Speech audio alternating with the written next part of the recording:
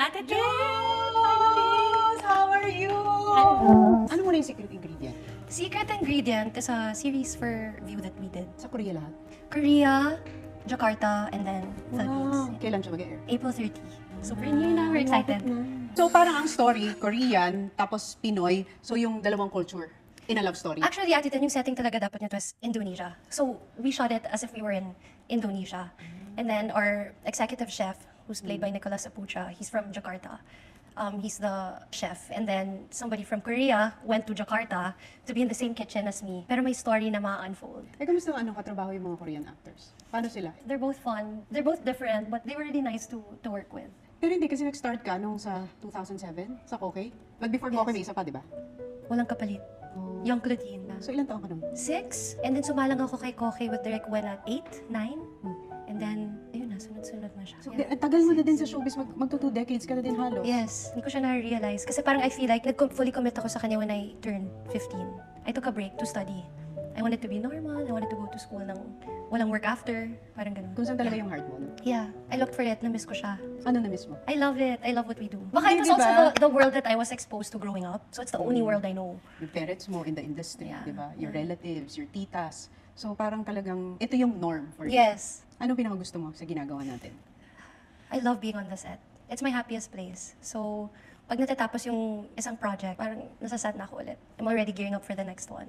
Pero syempre, yun yung mga things that you love. But eventually, as you stay longer in the business, there will always be things na you will not like. Ano yung mga hindi mo nagustuhan? I think what comes with being a public figure, it's a different light. As much as you don't want people to care so much about your life, Magka-care sila. magkikare sila. That was the hardest thing for me to surrender. Until you kind of outgrow it, parang okay na yun. If they care, they're good. It's better than they don't care. Sa showbiz kasi, love life, number 1. Yes. Interesado sila. Yeah. Second, family life. Syempre, yung Yeah. surname mo, talagang lalo silang, Yeah. doon sila interested. Tapos, meron pang pati yung mga friendship life mo Yes. in the business. Yeah. Like, big deal na sa kanila yung nag-unfollowan. Hindi na friends. Hindi na sila Yeah, friends, yeah, di ba? yeah, Tapos, that's true. dyan na magsisimula yung mga issue, bakit nag-unfollow na, bakit nag-delete na, di ba? Baka sa social media kasi, because when I was starting out, even when I was a teenager pa, parang wala naman masyado Wala. Yes, naabutan Nakakamiss, mo. yeah. Kasi nung 6 years old, wala. Yeah. 2005, 2006, Yeah. 2007, wala pa. Parang later on na lang. But if you know how to use it to your advantage, in a way, since we can share what we want to share, may control ka kahit paano ng gusto mong ilabas. Yes. Dun sa content mo. Right. Your own content. Pero pag Yes. may lumalabas ng not from you, wala na. You have no control over O, that. so anong ginagawa mo kapag beyond your control na? Yung mga Surrender. lumalabas. Kasi nakaka-frustrate when you try to be in control of everything. Before, I used to be like that. Pero now, okay na. Okay na. Everything passes eh. So I let it go. Ano yung pinakamahirap i-let go? Siguro the things that were said and are said are super easy to let go. But it's a more personal impact on you. That's hard to. Like ano yung It takes impact? time. How you see people, how you see friendships, how you see everything. It changes. You're never the same. Pero you're wiser, you're smarter. Yung mga controversies kung paano mo hinandle before. Pag if you look back, meron ka bang mga thoughts na I could have handled it differently or should have done this? Dapat ganito na lang? For sure, especially as you grow old and then you know better, you feel like you would have done things differently and then that will play in your mind. Pero wala eh, what's happened and then you know better. You know how to make decisions better. Pag alam mo nang ang bawat galaw may consequence or may effect yan in the long run. Eh, yung biggest misconception sa'yo. Yung bad person, bad daughter. So paano mo dinidil yun, yung misconception na yan? Nakukuha mo ba ito pag na-meet ka? Mabait ka pala sa Yes. person. Yeah. Mabait ka naman pala. May mga ganun, Yeah, no? yeah. Doon mo magigets na, ano bang tingin niyo Tingin sa nila akin? sa akin, am I that bad? Like, ano ba, what am I saying? But it takes time for me to warm up din, Ate Tin. Hindi din ako yung parang, it's always instinctive na when I become warm sa first it means I have a good feeling about you. Pero pag medyo may ako, tao lang, ganun talaga. We have our walls, but don't be cynical. Parang, still trust in human beings. Kasi ang bata carefree. Yes. I'm sure when you were 6 years old in the set, naglalaro ka lang Yes. sa set ni Direk Wen, di ba? Yes, Hindi ka pa yes, conscious Direk Wen, nun. yes. Hindi mo alam na may mga ganito pala sa mundo ng showbiz. Di ba nakakamiss minsan yung innocence? Yes. Nang wala kang alam? Yeah. Naive ka lang. Naive ka lang, masaya ka lang. Wala sila sinasabi sa akin at the back of my, right now. Nag-work lang ako, they all like me, they love me. Tapos, pag tumatagal ka na, oh shucks, Oo. may nababasa ka na Oo. sa dyaryo. Ganito palang tingin sa akin. Principal's office ka na. Yes. Management, ano ka na. Ganito palang dating ko sa mga Yeah. tao. But also, kapag ginanon ka, pumapasok na din yung, hindi mo alam kung should I be myself?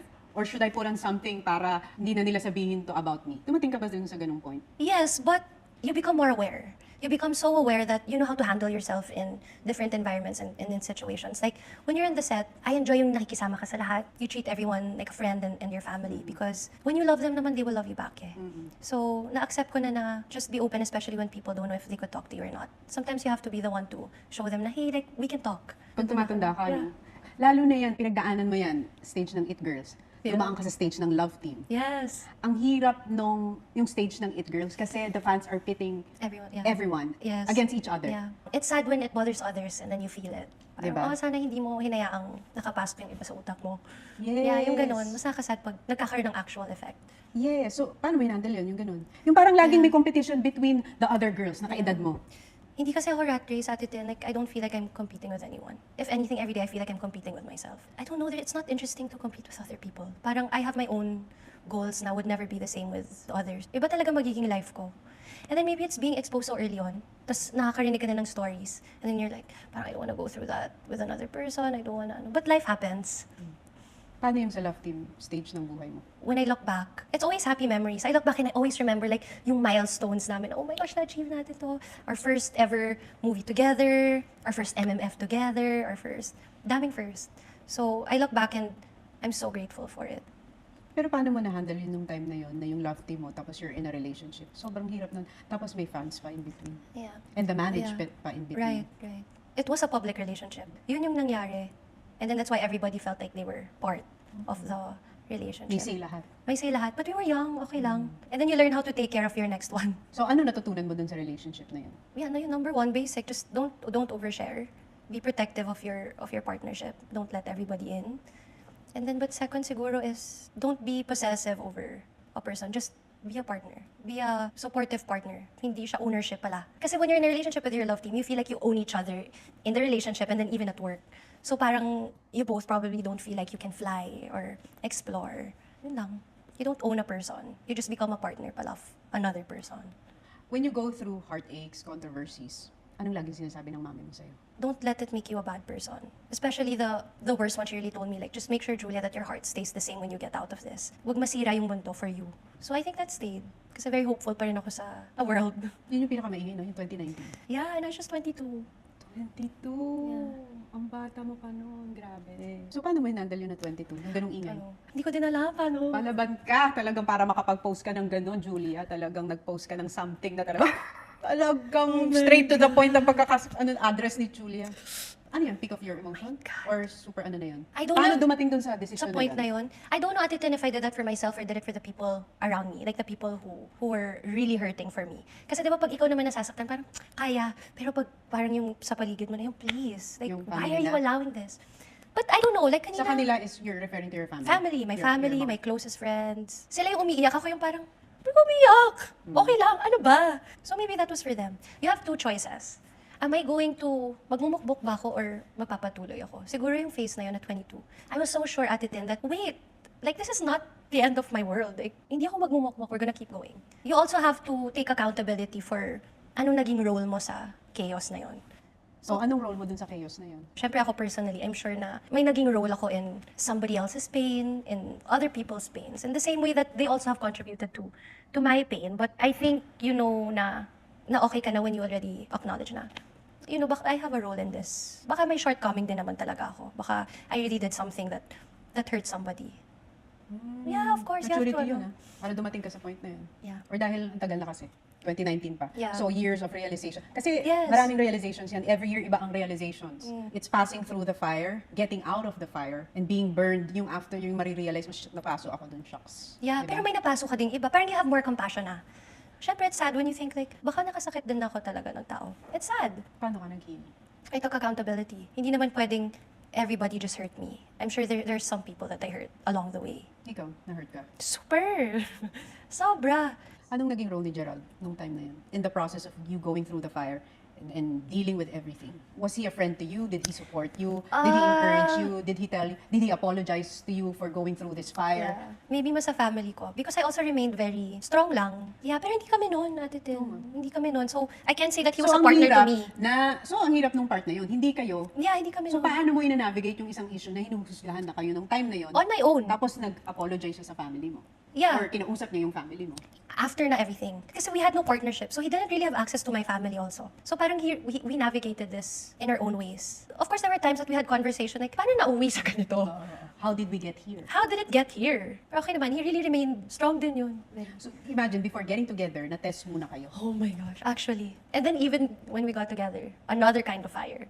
Nag-spark din. Yeah. Pero parang when you go through na what we went through before being together, parang everything is kakayanin. Paano nyo kinaya? Nothing is permanent. Yun na lang, nothing is permanent. Lilipas din. True enough. Thank you. So when you look back at that noisy phase in your life, anong natutunan mo doon? Resilient ako. I'm proud. I don't give up. Fight lang, fight ng fight sa life. Di ba when you go through something, it can either break you or make you? Yeah, naging fuel siya. It's You the didn't fuel allow I it needed. to break you? No. Pero how did it make your relationship strong after going through that? I love it when he puts it in a way na parang, of course, there are some things that we face, pero nagiging cute na nga lang yung mga na-face namin ngayon because of that. But at the end, I feel like with our age, like me also like being the end of the last leg of my 20s, I think the problems you face are more mature na. It's more adult. It's how do two people work out? How do we mesh together? Ganun na lang. Hindi na siya petty anymore. Ilang years ang difference? 8. May effect ba sa Sakto siya, relationship? perfect. He's 35. So siguro everything ng mga crisis ko ng 20s ko, figuring out myself, navigating my 20s. Nadaanan na niya? Nadaanan niya na. So na-witness niya yung dinadaanan ko yun. So I'm so thankful na ang patient niya sa aspect na yun. Ano yung best advice na nabigay sa'yo ng mami mo about love? Hindi siya nangingialam. It's more like when we were already in the middle of a relationship, she was telling me, Julia, don't lose who you are. Parang still have your own identity. Diba usually atitin when we become in a relationship, parang nagiging identical ka na dun sa partner mo. So she just she wanted me to make sure na I still had my individuality. Paano mo na keep yun for yourself? May daily check-in Apart ka. from him, di ba? Na Yes. hindi lang siya. Dapat nakikip mo pa rin yung individuality. Yeah. Ano yung common ground sa inyo? Our common ground, we're both a Pisces. Water babies kami. We love the sun, we love the water, the ocean, we love activities. But yung mga differences namin is what makes it fun. Alam mo, ito laging tinatanong. Pagka ilang years na kayo in the relationship? This is our 5th year. Grabe, 5th year. Ako, nung 5th year namin ni Paul, lahat ng interview ko, do you talk about marriage? Di ba? Yeah. Lahat? Yes. Laging ganyan, napag-uusapan nyo na ba ang marriage? First year nga namin, yun na yung... Yun na yung tanong? Yeah, so parang, ang bilis naman nun. Alam mo, ganito yun sa showbiz ha. Kayo ba?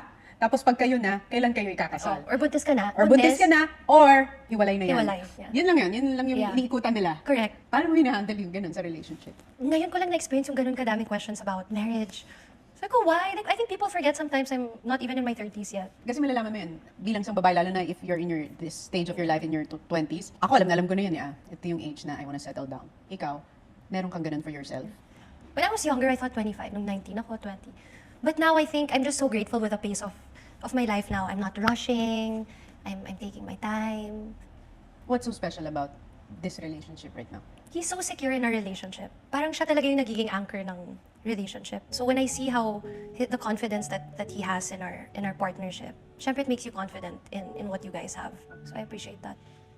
Since you guys are together for 5 years, can you imagine if it's a book, yung chapter 1 niyo was, ano agad, peak agad ng story. Yeah. Ano na, kumbaga, ito na kagad ang plot twist. Nasa chapter 5 na kayo. Ito na ba yung nagsisettle ang mga dust? Syempre, there are still things that I'm navigating for myself. Yung chapter 5 is just getting to the exciting part.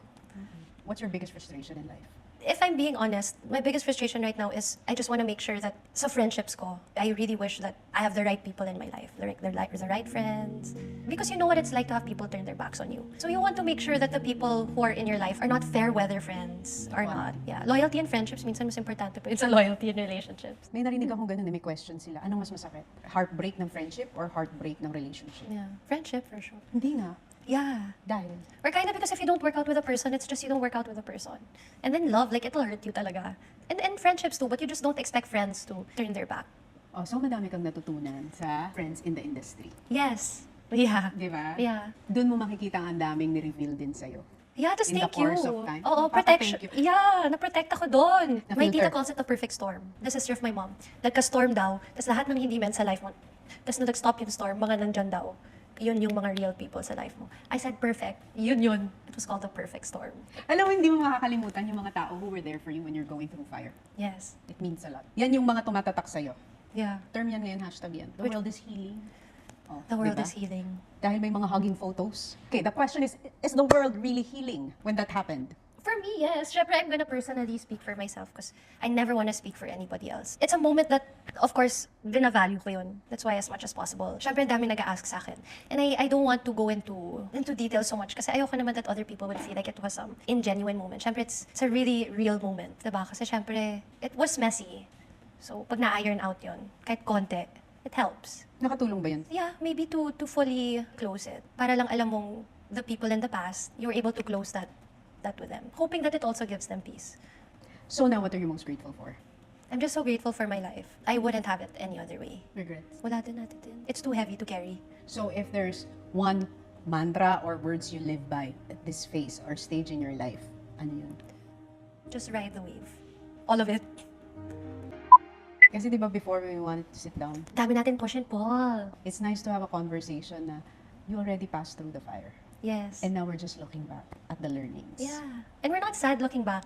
Yes, it was painful, it was chaotic at that time, pero pag you look back, Yeah. oh, it was necessary for me to pass through that. Yes. Kasi it has made me the woman I am today, di ba? I think it also has made you a better actress. Kasi, di ba, pag actress ka, dapat Dami handa mong mo bala. Dami mong bubog. Nakadaagdag na to sa motivation. But thank you also, Ate Tin. Grabe, you made me strong. Hmm? Oo, hindi mo lang alam. Pero pinalakas mo talaga ako nun. Then dumaan din ako ng sarili ko. Yeah. Ikaw din ang nag-send sa akin ng 2022. Yes. Pero nung winatch Pero kita, na-feel ko. you made me stronger pa. Diba? Super good example ka talaga ng rising above. So, thank you for that.